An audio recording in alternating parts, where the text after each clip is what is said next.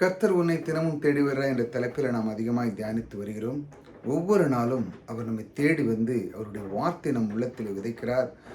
விதைத்தது மட்டுமல்லாமல் நம்முடைய அந்த வார்த்தையானது என்ன பண்ணுதுன்னா, நாளடைவில் அது பெரிய எப்படி ஒரு ஆலமரத்தில் எவ்வளோ பெரிய கிளைகள்லாம் இருந்து எல்லா மரம் செடி கொடி பக்கத்தில் இருக்குது. அது மூலமாக நிறைய பறவைகள் வந்து அந்த இடத்துல தங்க நிழல் கொடு இணலாக இருக்க, இந்த மாதிரி ஒரு ஒரு பெரிய பாக்கியம் அந்த அந்த மரத்துக்கே கிடைக்கும். எப்படின்னா, முதல்ல அது ஒரு விதையாக தான் இருந்துச்சு. அதற்கப்புறம் அது ஒரு பெரிய ஆலமரம் போல ஆயிடுச்சு. அது காரணம் என்ன?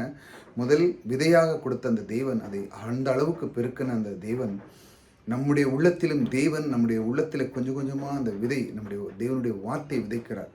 ஆகையால் நீங்கள் ஒவ்வொரு நாளும் இப்படி 2-3 நிமிஷம் தேவனுடைய வார்த்தைகளை நீங்கள் கேட்கறதற்கு நீங்கள் பிரியப்படணும்.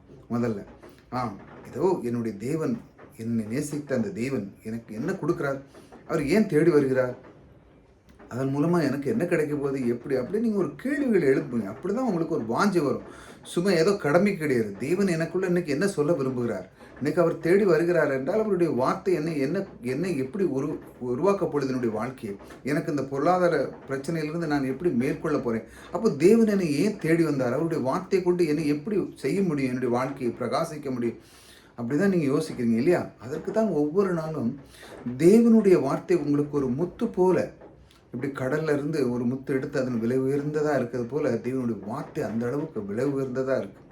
அந்த வார்த்தைகளை நீங்கள் கேட்கும் பொழுது உங்களுடைய உள்ளம் ரொம்ப பிரகாசமாக இருக்கும். நீங்கள் வாழ்க்கையில் உங்களுடைய உள்ளத்திலிருந்து எந்த ஒரு காரியம் நீங்கள் எடுத்து நல்ல காரியங்கள் நீங்கள் செய்யும்போது எதுலேயுமே தடைப்படாது, கர்த்தர் கூட இருப்பார். ஆகையால் தேவனுடைய வார்த்தை, சின்ன சின்ன வார்த்தைகளை கேட்கும் பொழுது உங்களுக்கு எந்த அளவுக்கு நீங்கள் உயர போகிறீங்கன்னு நீங்களே அதை கவனிக்க தான் நீங்கள் தெரியும். அதனால் தேவனுடைய வார்த்தையை தொடர்ந்து கேளுங்க. நீங்கள் வளரும்படி புதிதாய் பிறந்த குழந்தை போல திருவசனமாகிய கலங்கமில்லாத ஞானப்பால் மேல் வாஞ்ச இருங்கள். பாருங்கள், நான் தான் சொல்லிட்டு வரேன். நீங்கள் வளரணும். உங்களுடைய வாழ்க்கையில் எல்லா விதத்திலும் பெருக்கம் உண்டாகணும். அதுதான் அவருடைய விருப்பமும் சித்தமாக இருக்குது இல்லையா? தேவனுடைய விருப்பம் சித்தம் வந்து நீங்கள் ஓட்டாண்டியாக போயிடக்கூடாது, நீங்கள் எதுலேயுமே இழந்து போயிடக்கூடாது, எதுலேயுமே எந்த ஒரு காரியத்திலும் நீங்கள் தோல்வியை எப்படி போயிடக்கூடாது. அவருடைய விருப்பமே நீங்கள் எல்லாத்துலேயுமே பெஸ்ட்டாக இருக்கணும்.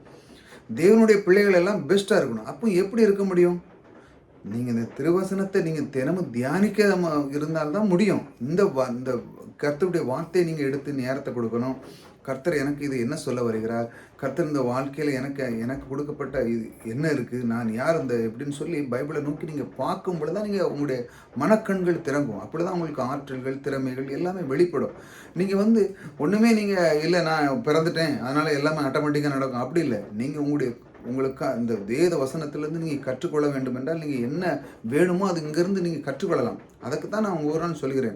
அதான் சொல்கிறார், நீங்கள் வளரும்படி. கர்த்தரே சொல்கிறார், நீங்கள் வளரணும்னா என்ன பண்ணணும் அப்படின்னு கர்த்தர் கற்றுக் கொடுக்குறாரு. பாருங்கள், நீ வளரும்படி புதிதாக குழந்தைகளுக்கு எப்படி நம்ம ஒவ்வொரு நாளும் அதுக்கு நல்ல நல்ல போஷாக்களை கொடுத்து அதை வளர வைப்போம். பார்த்தீங்களா?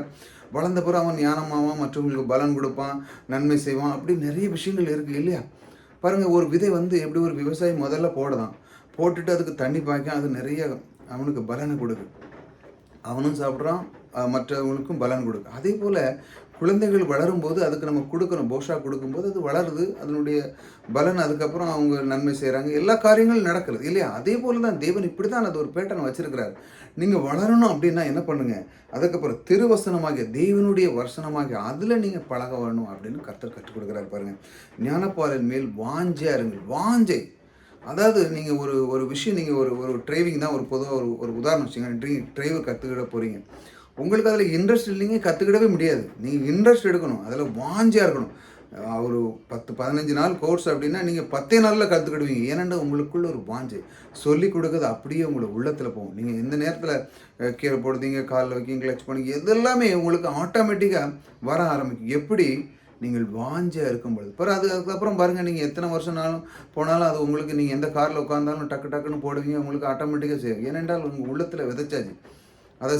அது வாஞ்சியாக இருந்தீங்க, அது உள்ளுக்குள்ளே இப்போ போயிட்டு ஆலமரம் மாதிரி நிற்கு. நீங்கள் எந்த பண்ணாலும் சரி தான், அது அழியவே அழியாது. நீங்கள் எந்த போய் காரில் வந்து டக்குன்னு செய்வீங்க. ஏன்னா உங்களுக்குள்ளே அதுக்குள்ளே தேவன் அந்த அளவுக்கு ஒரு கெப்பபிலிட்டி உள்ளத்தில் வச்சுருக்காரு. அப்படி தான் நீங்கள் வளர வேண்டும். எல்லாத்திலும் நீங்கள் வாஞ்சியாக இருந்து எதுலேயுமே சோர்ந்து போகக்கூடாது. அது நீங்கள் கற்ற உடனே அது அழிதான், இல்லை. இப்போ நீச்சல் கற்றுக்கிட்டீங்க, அது அழிந்து போகுதா? இல்லை. கொஞ்ச நாள் தான் ஒரு பயனாக இருக்கும். முதல்ல கொஞ்சம் ஒரு மாதிரி இருக்கும். அதே போல தான் தேவனுடைய வார்த்தையை நீங்கள் பழகும்போது இந்த பிசாசானவன் நேரம் கொடுக்க மாட்டான், அப்படி செய்ய மாட்டான், நிறைய பிரச்சனைகளை உங்களுக்கு உண்டு பண்ணுவான். ஆனால் நீங்கள் இன்றைக்கி ஒரு ஒரு ஒரு சூழ்நிலை மத்தியில் இன்றைக்கி இந்த நேரத்தில் கேட்குறீங்க, மறுநாள் கேளுங்க, இல்லைன்னா சாயங்காலம் கேளுங்க, இல்லை மத்தியானம் கேளுங்க. இப்படி உங்களுக்கு நேரம் கிடைக்கும் பொழுது தேவனுடைய வார்த்தையை நீங்கள் தியானிக்க ஆரம்பிக்கும். அதான் சொல்றாரு, இரவும் பகலும் தியானிக்கிற மனுஷன் பாக்கியவான். உங்களுக்கு எந்த நேரம் கிடைச்சாலும் தெரியாது கர்த்தருடைய வார்த்தையை தியானிங்க. ஆனால் நிறைய மக்களுக்கு நான் அந்த நேரத்தில் தியானிக்கல, அதனால் இப்படி ஆயிருமோ அப்படி உங்களுடைய உள்ளத்தை நீங்கள் அப்படி கொண்டு வராதுங்க. தேவனுடைய வார்த்தைகள் நான் எந்த நேரம்னாலும் தியானிக்க எனக்கு கொடுக்குற அந்த நேரத்தை நான் தேவனுக்கு கொடுக்க போகிறேன். ஆகிய இந்த நிமிஷம் எனக்கு சும்மா இருக்க மாட்டேன், மற்ற காரியத்துக்கு நான் வேஸ்ட்டாக நேரத்தை கொடுக்க மாட்டேன். கர்த்தருடைய வார்த்தை எடுத்து நான் அதை தியானிக்க போகிறேன். என்னுடைய உள்ளத்தை, என்னுடைய குடும்ப வாழ்க்கை, என்னுடைய பிள்ளைகள் வாழ்க்கை எல்லாத்துக்கும் இதில் தான் இருக்குது எல்லாமே. ஆகிய இதை நீங்கள் தியானிக்கணும். தியானிக்கும் பொழுது தான் உங்களுடைய உள்ளம் என்ன செய்கிறது? மகிழ்ச்சியாக இருக்கும். அதிலே வளரும்படி தான் தேவன் இதை சொல்லுகிறார். ஆகையால் ஒவ்வொரு நாளும் இந்த மாதிரி சின்ன சின்ன வீடியோ பாருங்கள். உங்களுடைய வாழ்க்கை மிக அற்புதமாக வளர்ந்து தேவன் சொல்லுகிற அந்த வார்த்தை புதிதாக பிறந்த குழந்தை போல அந்த திருவசனத்திலே நீங்கள் நிலைத்திருக்க வேண்டும் என்று தான் தேவனுடைய விருப்பம் சித்தமாக இருக்கு. ஆகையால் அருமையானவர்களே, இந்த மாதிரி சிறு சிறு விஷயங்களை நீங்கள் கேட்கணுன்னா தொடர்ந்து அந்த டைமுக்கு நான் ஒரு சாயங்காலம் 6-8 மணிக்கு போல் 8-9 மணிக்குள்ளே அந்த வீடியோ எல்லாம் ஒவ்வொரு நாளும் வந்துடும். ஆகையால் இதை பாருங்கள். பார்த்துட்டு புதுசாக வந்தவங்க சப்ஸ்கிரைப் பண்ணிச்சாங்க, மற்றவர்களுக்கும் ஷேர் பண்ணுங்கள். ஏன்னா தேவனுடைய வார்த்தை சில நிமிடங்கள். நிறைய பேர் 40 நிமிஷம் 45 நிமிஷம் 50 நிமிஷம் 1 மணி நேரம்லாம் கேட்கறதுக்கு நிறைய இப்போல்லாம் யாருக்குமே அந்த மாதிரி டைமிங்கே இல்லாத மாதிரி இருக்குது. ஆனாலும் அதை யூஸ் பண்ண மாட்டாங்க. ஆனால் உங்களால் முடியும். 2-3 நிமிஷம் கேட்குறதுனால ஒன்றும் நீங்கள் இது குறைஞ்சு போகிறீங்களே இல்லை. எத்தனையோ நேரங்கள் நீங்கள் அதை இதை பார்ப்பீங்க, மற்ற காரியங்கள். ஆனால் தேவனுடைய வார்த்தை ஒரு 2-3 நிமிஷம் கொடுக்கறதுனால உங்களுக்கு எதாவது குறைந்து போதா? இல்லை. ஆகையால் நீங்கள் இதை பாருங்கள். பார்க்கும் பொழுது உங்களுடைய உள்ளத்திலே தேவன் அருமையாக கிரியை செய்து நீங்கள் அறிந்து கொள்வார். இப்படித்தான் அவர் தேடி வந்து உங்களுடைய உள்ளத்தை அவர் தொடுகிறார். இதன் மூலமாக நீங்கள் வாழ்க்கை பிரகாசமாக இருக்கும். கர்த்தர் உங்களோடு கூட இருக்கிறார். கர்த்தர் உங்களை ஆசீர்வதிக்கிறார்.